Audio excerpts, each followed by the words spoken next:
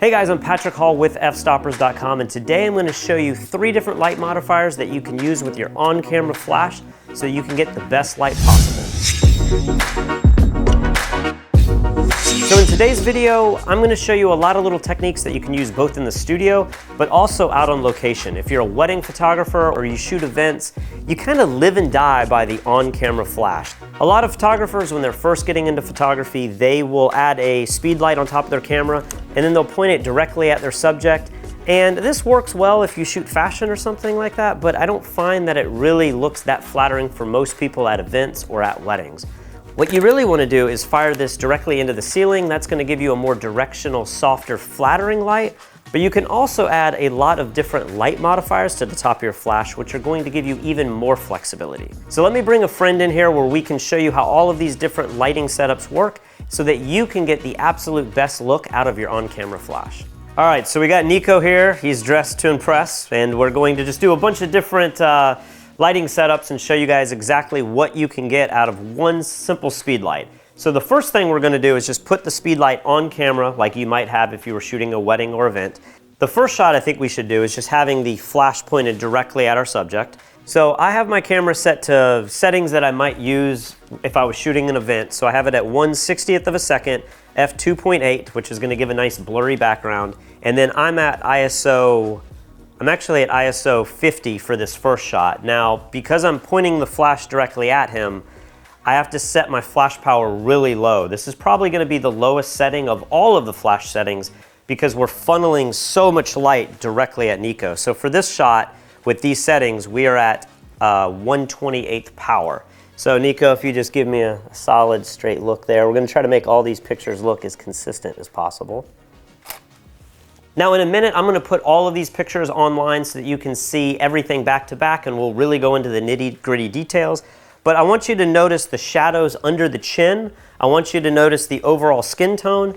And then because I have Nico kind of close to a background here, I also want you to notice how dark the background is. Now, direct flash is not the most flattering light for most people, but if you have somebody who looks as good as he does, it does look pretty good for kind of a fashion editorial look. So I don't want to dismiss using direct flash, but I think in most cases we can produce much more flattering light that's going to look better for the general public if you're shooting in bars, restaurants, clubs, nightlife, or if you're shooting something like a wedding.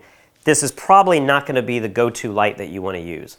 So the next thing that I see a lot of photographers do is they tilt this direct flash up just a little bit. And I'm not exactly sure the train of thought here. I think people think that because it's not pointing straight at them, it's suddenly going to be this nice soft light. But the way this light is going to work here, if you can see from this camera angle, it's actually going to bounce into the ceiling behind Nico, but a little bit of the flash coming out of the flash head right here is still going to directly hit him as if the flash was pointed straight at him. So let's take this picture with this 45-degree angle and compare it to the last shot. Now, because I have this angled and I am still kind of bouncing some light, I am going to have to turn the power up a little bit. So let's go up 2 full stops. So if you look at this image, you're going to be able to see there's still a lot of hard shadows under the chin and on the face, and that's caused from the spill of the light coming directly from the top of the flash head. A lot of the bounce flash that would produce softer light, in many cases, is actually bouncing directly above our subject and coming down on their hair. Or in this case, I think it's actually behind him and it's giving soft light to the background, but not to our subject. So this may work if you were really far away and that angle produced a bounce flash that occurred directly in front of your subject. But compared to the shots we're about to take, this is actually a harsher look than if we bounce the flash into the ceiling. So now we're simply just going to take the flash and bounce it straight up. This is probably the most commonly used bounce flash technique.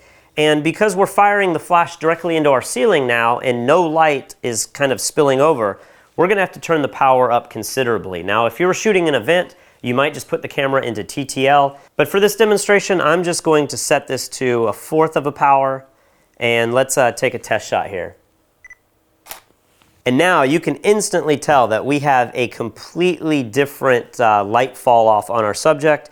Nico looks less edgy, it's softer, it looks more kind of editorial, and for most people this is going to be much more flattering, especially if you're shooting people that are constantly moving around and they're not posing for the camera. Some of the problems you're going to get when you fire the flash directly above your subject is, since the light's coming straight down, in many cases you're going to get dark shadows under the chin. Sometimes you're going to get those raccoon eyes where the bone structure of their face is actually going to cast shadows into their eyes. And so this works well sometimes, especially if you're far enough away from your subject. But if you're maybe 5 to 10 feet away, it's actually going to produce shadows that still aren't quite as flattering as they could be. So what I would suggest doing is we can actually take this flash head and turn it, and now angle it kind of back behind us. And if I angle it off to the side, I can get a little more directional light that's not going to be so flat. But because it's going to be firing further away from our subject, it's also going to reduce a lot of the shadows under the chin and under the eyes. So let's take a shot here. And I'm still going to leave it at a 4th power. You might have to bump it up slightly, but let's see what this shot looks like. And as you can see now, we have some shadows that are falling from the right side of the frame to the left, which I think looks a little more natural. Nico's eyes are lit way better. Just everything about this picture, it almost doesn't really even call attention to the flash. It looks very natural. It looks kind of like an overcast day, which isn't the most exciting light, but if you're indoors and you're just trying to produce a consistent, solid image, this is actually the go-to flash position that I use when I decide to use bounce flash in general. So while we're still demonstrating bounce flash, let me do one other thing. Let me do another technique that I use, which is let me turn the head of this flash completely off to the side, 90 degrees, and fire into this wall. And then I'm going to tilt it up just a little bit so that it kind of comes from above down. And we'll take another picture here. And if you compare this shot, it definitely has more directionality. It still has this nice soft look, and it's not really producing any hard shadows anywhere. And it's just another technique that you could use if you want to produce a different style of light. And all you have to do is tilt the flash head in a different direction. So if you've ever used bounce flash, this is probably common knowledge to you. Photographers have been using this for decades. This is 101 type stuff. But there's a few things to consider when using bounce flash. The first thing to consider is bounce flash really kind of kills all of the ambient light. So if you had really interesting light going on in here, but then you fire a ton of flash into the ceiling, generally it's going to diminish the ambient light, and your bounce light is going to be this bright, clean light that in many cases might ruin some of the lighting at a wedding or at a club. It's not always the coolest looking light, but it is a very safe, clean looking light. Another thing with bounce flash is in many cases you're in rooms where the ceiling might not be white or the walls might not be white, and it's really important to remember what you're bouncing off of. So I like bounce flash because if the ceilings are, say, made of wood, but the walls are white, I might want to bounce off the walls because I'm going to get a correct color. Whereas if you have ceilings that are 30 feet in the sky, or if they're made out of a dark material, you're going to have a hard time getting the correct exposure by bouncing the flash in general. So now that we've talked about bounce flash, and we're going to have all of these examples on the website below, let's start adding a few light modifiers to see how that affects the overall look of the light falling on our subject. The first light modifier I want to talk about is the Gary Fong light sphere. Now this is kind of cool because it's collapsible and you can just put it in your bag. Basically this is going to sit on top of our flash. And the idea with the light sphere is that it's going to allow you to kind of get the best of both worlds. You're going to be able to bounce light throughout the room and get that soft light look, but then you're also going to illuminate this dome, which is going to act kind of like a direct flash and still give you kind of the hard shadows and kind of the catch lights in the eyes. So now that I have this set up here, we're going to point the flash straight up, and let's take a test shot here with the light sphere. So I think the best image to compare this with would be the bounce flash straight up into the ceiling. And if we look at these two images, you can see there's a huge difference.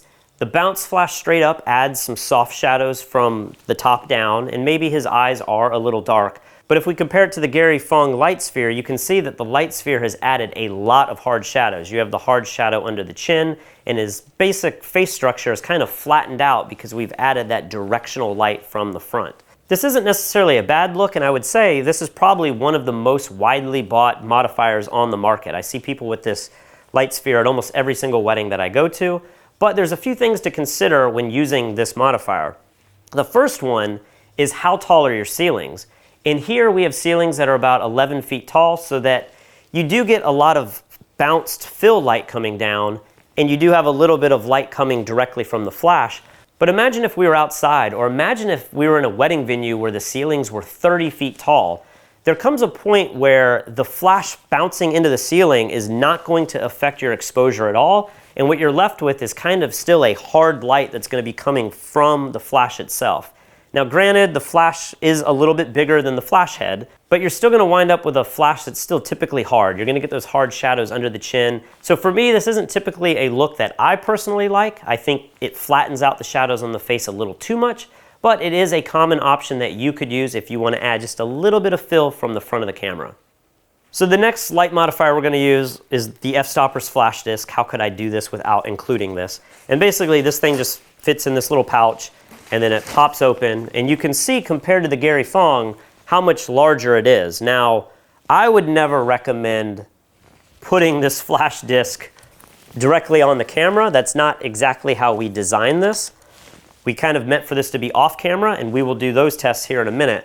But this is something I see a lot of photographers doing. So let's take a shot and see how making kind of a soft light directly above your camera affects the shadows on the face. Now, because we are firing this flash directly into the flash disc and it's not really hitting the ceiling at all, we're gonna have to lower the power of the flash a little bit because it is a little too bright. So we're gonna go down to, let's go down to an 1/8 power where we have been at a 1/4, and let's take this test shot here. So as you can see, we still have a defined shadow under the chin. It's not the softest light, but it's definitely softer than the Gary Fong light. It's softer than direct flash, but it doesn't really have any of the qualities of a bounce flash. So it kind of has its own look, which is interesting, but I personally don't like any flash coming directly from the camera. So this isn't how I use our flash disc, but I do see a lot of photographers using it this way, and it does give a pretty interesting looking light. So to make this demonstration really interesting, I'm going to now add the MagMod system, and they make a bunch of different light modifiers, but to me one of the more interesting ones that they make is this grid system here. And basically these use magnets to kind of clamp onto your light, and the idea is if you use one of these you can get a very directional light, but if you stack them on top of each other you can really narrow the beam of light and have a lot of control. Again, like the flash disc, this probably isn't the most useful on camera, but let's start by adding this on camera and see how this looks compared to the other techniques that we've used.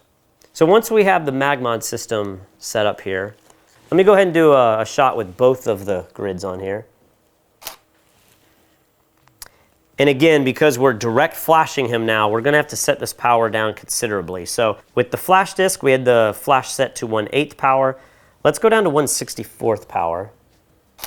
And you can see the light's really narrowed down in a small beam, which means you actually need to really finesse where the flash head is pointed. Because with this shot, I have it kind of hitting his chest. If I tilt this up just a little bit, I can get it to hit his face there. And really, the advantage of this is you can completely control the light from spilling all over your background. Now, I don't know that this would be the most useful light modifier at a wedding or at an event, but if you're doing street photography or portrait somewhere, this is actually pretty cool. Like, this gives you that fashion hard light that we got with direct flash. It really narrows the light around your subject, and it allows you to get that natural vignette look, which is actually pretty cool. If I take off one of the grids, we're gonna get a wider spread of light. And I really like the look of this. I mean, it's got this editorial fashion look to it that is pretty cool. So I definitely recommend having a few of these in your bag, especially if you use speed lights, because the way this system works is really pretty ingenious, and having grids can be a pain in the butt when you're trying to connect them to your flash. I really love the way that the MagMod system works. So I'm going to put all of these images on the screen as well as the Fstoppers article below, and you guys can see exactly how the light is falling on the face and affecting the background.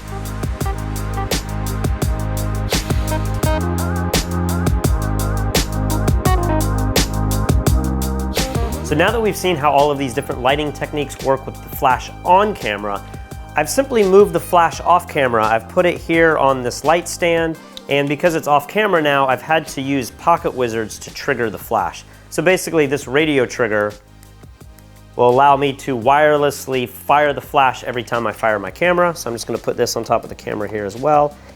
And for this next little series of images, I'm going to try to produce something that kind of has the classic Rembrandt style lighting. And basically that just means you have a lot of shadows coming across the face with a little bit of highlight on one cheek, and then typically one side of the face towards the flash will be lit evenly. This section is really useful if you're going to be taking a portrait in the studio, but there's many times even at weddings where if you're in an area, say you're outside and you have nothing to bounce off at all, I will actually have an assistant hold a flash on a light stand right off to my side and light the scene for me. So even though I'm using a light stand in this example, do not underestimate how powerful this is if you have an assistant on location and you're shooting in the club, or you're shooting at an event, or if you're shooting at a wedding and you want to just create images that have more directional light. So as we take these pictures, I'm going to try to focus on getting the same Rembrandt style lighting throughout, but I'm also going to want you to look at how the background changes, because unlike when we had the flash on the camera, we're now going to have a lot more control over the light spill on the background, which can also be incredibly useful. So for this first shot, we're going to start off just like we did before. We're going to point the flash directly at Nico and see what direct flash is going to do if we have it now off camera. And again, because it's direct flash, we're going to have to lower all of our settings. I have the flash powered as low as it possibly can go. Let's take this test shot here. And as you can see, we actually have some really nice shadowing on the face. He's got good bone structure, so his cheeks really look cool. And as you can see, the background has a little bit more directionality. I know you can't really tell what this background is, but it's a piece of fabric. And when the light comes just at an angle, it gives it a different texture than when the light is firing straight at the background itself.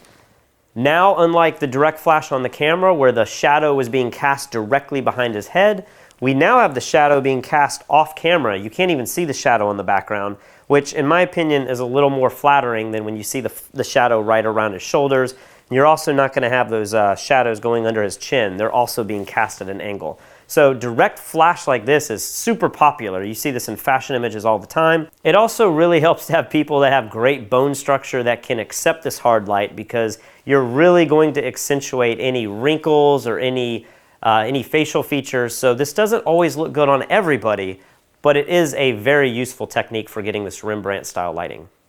So for this next shot, we've just simply turned the flash head back into the ceiling. We're just going to do a bounce flash image like we did before. I've bumped the power back up to 1/4 of a power because we need a lot more power to illuminate the ceiling. Let's take another shot here.